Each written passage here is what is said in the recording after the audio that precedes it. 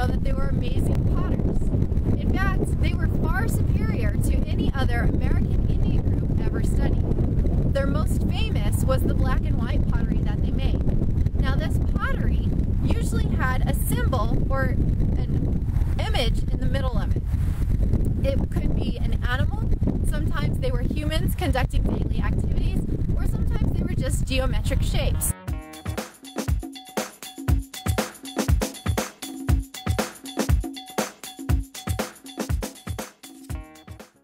Now this is what we know about their pottery. One of the most interesting cultural traits about the Mimbres Indians was the way that they honored their dead. When somebody in their tribe passed away, they would bury that person underneath the floor of their home, and they would place the pot on top of the person's head. Now when they put the pot on the head, they would always break out a piece of the center of the pot, and this was known as a kiln. Now it's believed that the reason that they did this was to allow the spirit of the deceased to exit the body after it was laid to rest.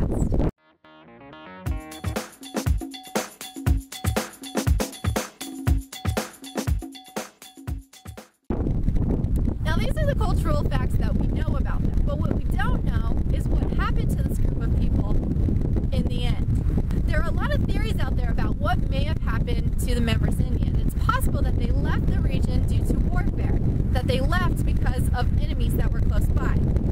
However, a problem with this theory is the fact that there's no actual evidence to support this, though there is evidence to suggest that there was a mass exodus of this group of people over a period of a few years.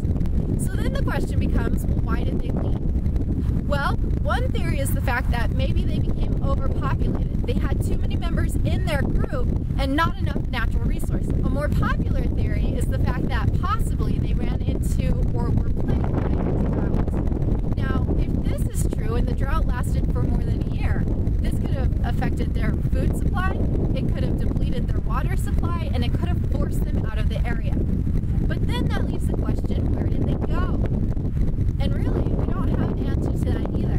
There's no evidence that suggests that they left as a giant group and stayed somewhere else. So what theorists believe is that they actually integrated into other cultural groups.